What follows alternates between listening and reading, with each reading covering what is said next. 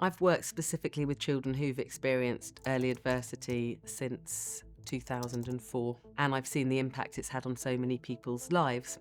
So I'm going to talk a bit about what it does to children's mental health and how we can support them with it. So children, when they experience significant adversity early on, particularly when the trauma comes from the person who's supposed to be protecting them, this is known as complex developmental trauma, they will struggle in a number of areas because this level of early adversity impacts our brain development, our physical health, our emotional and behavioural regulation, and understandably our ability to connect with others. Because why are we going to let others influence us, take care of us, and trust them if we've been let down so badly? When we experience complex trauma, our vulnerability to mental health problems is increased. It's particularly detrimental to young children because they are so reliant on their caregivers and they have immature bodies and brains which need a lot of nurture and support to grow healthily. We talk about toxic stress, which occurs when a child experiences strong, frequent and/or prolonged adversity, like physical, emotional abuse, chronic neglect, and this often goes hand in hand with caregiver, substance abuse, mental illness, or exposure to violence.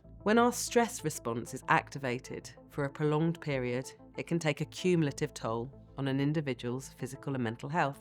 This is really different to experiencing other types of stress, which can be positive or tolerable, and don't have such long-standing negative effects. So one thing I see regularly with the children I work with who have experienced complex developmental trauma is considerable shame.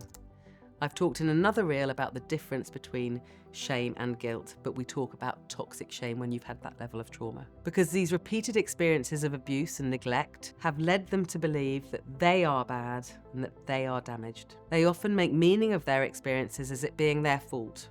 I was abandoned because I was bad. I was rejected because I'm unlovable. And when they feel shame, it signals danger of rejection, failure, exposure and abandonment. It threatens our need to belong, to be loved and be accepted. And because shame is such a powerful and visceral emotion which shows others that we are damaged, even though we're not, we know that, these children don't, and that we don't belong, we need to hide it. So children who've experienced early adversity develop what we know as a shield of shame. So they cope with this horrible feeling by blaming others, raging, minimising, lying and hiding.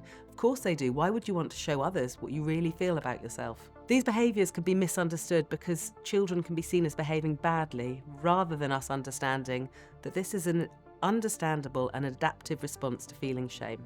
Even under stressful conditions though, supportive, responsive relationships with adults can prevent or reverse those negative impacts of toxic stress.